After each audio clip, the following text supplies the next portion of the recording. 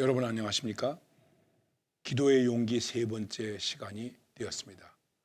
제가 기도의 용기라고 하는 주제로 말씀을 드리는 것은 여러분이 기도를 모르시기 때문이 아니라 이 시대 속에서 우리는 다시 한번 기도의 용기를 가지고 새로운 믿음의 삶, 또 여러 가지 어려움을 극복하는 삶을 살기 위한 힘을 하나님으로부터 공급받기 위해서 이렇게 말씀드리는 것입니다. 그리고 그리스도인은 언제나 기도의 용기를 가지고 있어야 됩니다. 왜냐하면 주님께서 구하라, 찾으라, 두드리라, 무엇이든지 구하라, 내 이름으로 구하라, 내가 응답하겠다. 구하기 전에 내가 다 알고 있다. 이렇게 말씀하셨기 때문에 그리스도인은 기도에 절망할 필요가 없는 것입니다.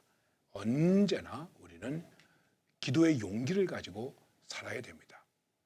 아무리 깊은 절망 속에 있다고 할지라도 그 속에서 우리가 가질 수 있는 용기는 기도입니다. 아무것도 할 수 없다고 생각해도 그 가운데서 우리가 할 수 있는 것은 무엇입니까? 그것은 바로 기도할 수 있다는 것입니다. 그것이 우리에게 용기가 되는 것입니다. 어떤 분이 나이 많아서 이제 죽음을 눈앞에 두게 되었습니다. 병원에서 쉼을 몰아쉬고 있습니다. 숨을 몰아쉬고 있습니다. 자녀들이 걱정을 하고 있습니다. 그런데 가끔 이 할머니께서 자녀들에게 이렇게 말합니다. 너희들이 나를 위해서 할 수 있는 게 뭐냐? 할 수 있는 게 없습니다. 의사도 할 수 있는 게 없습니다. 제 자녀들이 아무 말도 못하고 있습니다. 그런데 이 할머니께서 말씀하십니다. 나는 할 수 있다. 나는 지금도 하고 있다. 어머니, 그게 뭔데요? 나는 기도하고 있다. 그렇습니다. 내가 기도하고 있다. 나는 기도한다. 나는 기도합니다. 바울은 감옥에 있어서도 나는 기도한다. 그래서 하나님의 말씀이 매이지 아니한다. 바로 그것입니다. 우리는 이러한 기도의 용기를 가져야 되는 것입니다. 그런데 여러분, 우리가 기도할 때 어떻게 기도하는 것이 좋은 기도일까? 내가 어떻게 기도하면 좋을까 하는 것입니다. 지난 시간에 잠깐 여러분들에게 말씀드렸습니다. 주 예수 그리스도 하나님의 아들이시오. 죄인인 나를 불쌍히 여기소서. 이것이 기도의 원형인 것이다. 이것을 동방교회에서는 예수 호칭 기도, 또 여러 가지 영성 수련을 하는 데서도 그렇게 말합니다. 예수 호칭 기도, 예수님의 이름을 부르는 기도입니다. 가장 중요한 것이죠. 그런데 예수님께서 우리에게 기도를 가르쳐 주셨습니다. 이것이 굉장히 중요한 것입니다. 어떤 청년이 저에게 와서 이렇게 물었습니다. 목사님, 하루에 기도를 얼마나 하십니까? 솔직히 그 질문을 받을 때 좀 뜨끔하더라고요. 솔직하게 우리 고백해 봅시다. 기도를 얼마나 하십니까? 매일 새벽 기도 나가십니까?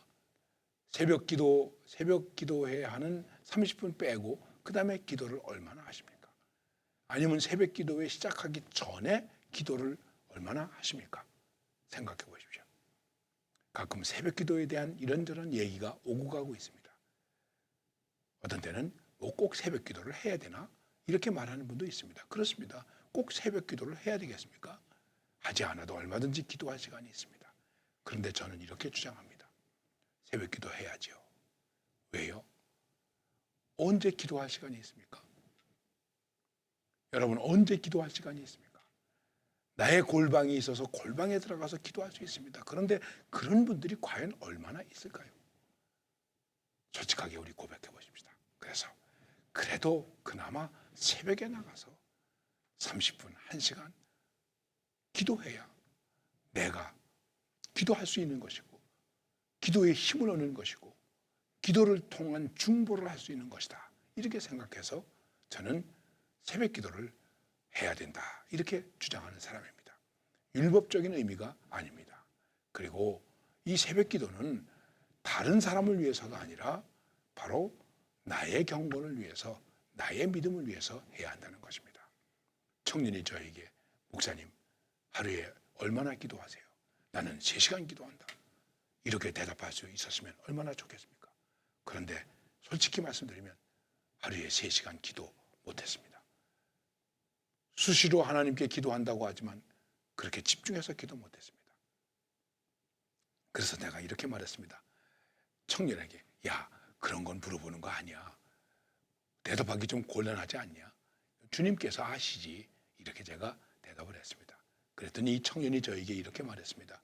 그러면 목사님, 얼마 동안 기도해야, 하루에 내가 얼마를 기도해야 하나님께서 기뻐하실까요? 자, 이것도 대답할 수가 없습니다. 하루에 내가 몇 시간 기도하면 하나님이 기뻐하실까요? 하루 종일 골방에 들어가서 교회에 가서 기도하면 좋아하실까요? 꼭 그렇지는 않지 않습니까? 제가 이렇게 생각이 났습니다. 야, 주님께서 가르쳐 주신 기도를 한번 외워봐라. 네? 주님께서 가르쳐 주신 기도를 외워봐. 아, 왜요? 하여간 한번 외워봐. 그랬더니 하늘에 계신 우리 아버지여, 이름이 거룩히 여김을 받으시오며 줄줄줄줄 외우더라고요. 여러분, 주님께서 우리에게 가르쳐 주신 그 주의 기도가 우리 성도들의 입에서 줄줄줄줄 나옵니다. 주문처럼 나옵니다. 의미도 없이 나옵니다. 어쨌든 이 청년이 주기도문을 다 외웠습니다. 그래서 제가 물어봤습니다. 시간이 얼마나 걸렸니? 한 30초 걸렸습니다. 그래. 주님께서 우리에게 가르쳐 주신 기도, 너희는 이렇게 기도하라. 그리고 가르쳐 주신 그 기도가 우리의 입에서 30초면은 끝이 나는 것입니다. 이 기도를 가르쳐 주실 때 예수님께서 하신 말씀이 몇 가지가 있습니다. 그게 뭐겠습니까?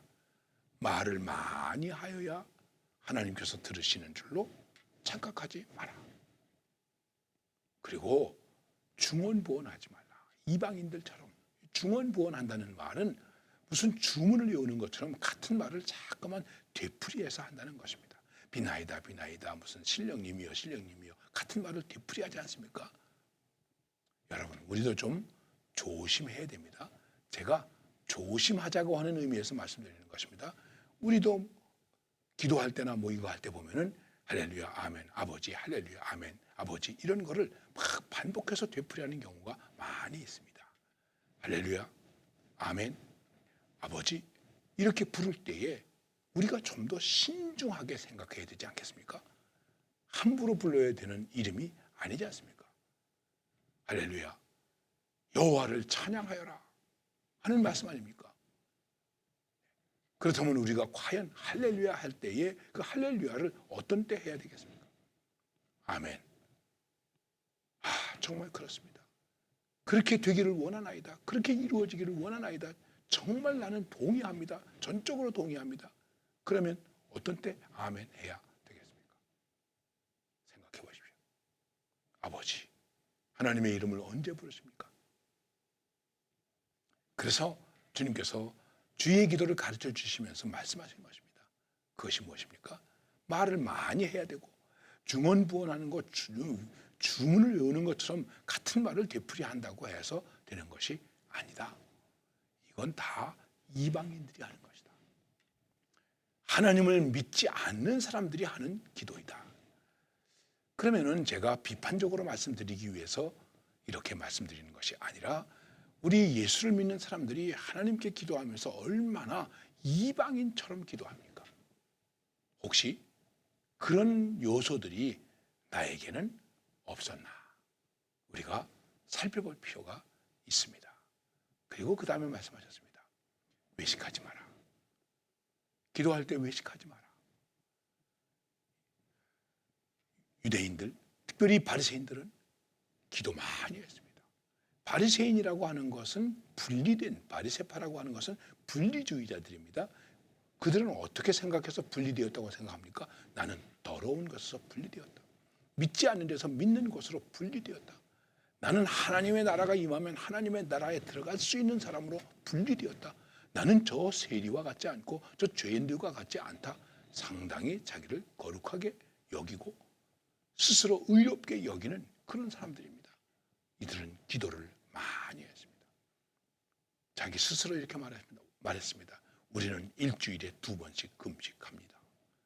여러분, 그리스도인들 가운데 일주일에 2번씩 금식하는 사람이 얼마나 있을까요? 금식하면서 외식합니다.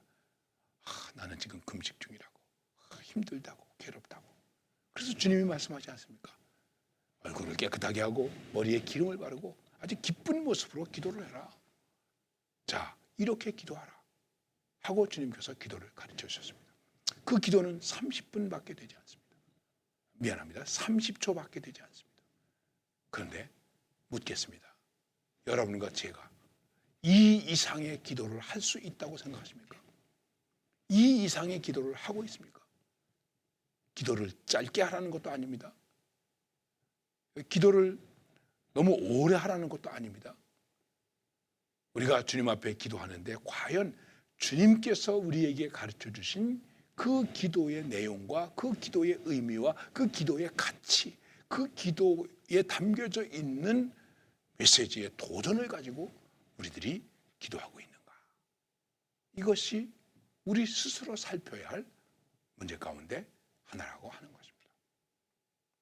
여러분, 우리는 많이 기도하죠. 좋은 기도문들이 많이 있습니다. 더글라스 맥아더의 자녀를 위한 기도, 아버지의 기도, 얼마나 그 기도가 아름답습니까? 많은 사람들의 기도가 있는데 그 기도 가운데 제가 좀 기억하는 한 분의 기도가 있습니다. 라인홀드 리버가 기도한 기도문 가운데 하나인데 평안을 구하는 기도입니다. 주님, 제가 변화시킬 수 있는 것은 변화할 수 있는 용기를 주옵소서. 제가 변화시킬 수 없는 것은 그것을 받아들이는 평안을 주옵소서. 그리고 주님, 이 두 가지를 구별할 수 있는, 분별할 수 있는 지혜를 주옵소서. 그의 기도가 계속되면서 그는 이렇게 기도하고 있습니다. 주님, 내가 이 죄 많은 세상에서 살고 있는데 이 죄 많은 세상에서 제가 분수에 맞는 복을 누리게 하옵소서. 그리고 저 천국에 가서 저 하나님 나라에 가서 담없는 복을 누릴 수 있게 하옵소서. 저는 그 기도문을 읽으면서 이렇게 생각했습니다. 그 가운데 특별히 제가 좀 감동된 것은 이 땅에서 분수에 맞는 복을 누리게 하옵소서 하는 것입니다. 그리고 혼자 생각했습니다. 야, 철이 든 기도이다. 철든 기도이다. 우리는 하나님 복을 주시옵소서, 쌓을 것이 없게 주옵소서, 만배나 갚아주시옵소서 그렇게 기도하는데 정말 겸손하게 주님, 내가 분에 맞는 복을 누리게 해주세요. 이 복은 내게 분에 맞지 않습니다. 여러분, 분에 맞지 않는 복은 복이 아니라 뭐가 되겠습니까? 화가 되는 것이죠. 몸에 맞지 않는 옷을 입고 어떻게 살겠습니까? 이런 이제 우스운 기도문의 얘기를 들었어요. 어떤 주일학교 아이가 이렇게 하나님께 기도하더래요. 하나님, 지난번에 눈이 많이 와서 제가 학교에 안 갔습니다. 그거 한 번만 더 해주시면 안 되겠습니까? 참 철없는 기도죠. 그런데 혹시 우리가 많이 기도했다고 하면서 밤새워 기도했다고 하면서 철야하면서 기도했다고 하면서 금식하면서 기도했다고 하면서 방언으로 기도하면서 혹시라도 이런 철없는 기도를 하고 있는 것은 아닐까? 이제 다시 한번 말씀을 정리합니다. 우리의 기도는 어떤 기도이어야 하겠습니까? 주님께서 가르쳐 주신 기도. 그래서 저는 주님께서 가르쳐 주신 기도를 우리가 보통 주의 기도 이렇게 말합니다. 혹은 주기도문 이렇게 말하는데 사실은 이 기도는 주님께서 가르쳐 주신 우리의 기도입니다. 과연 우리의 기도가 어떤 기도이어야 할까? 이것을 앞으로 계속해서 말씀드리겠습니다. 감사합니다.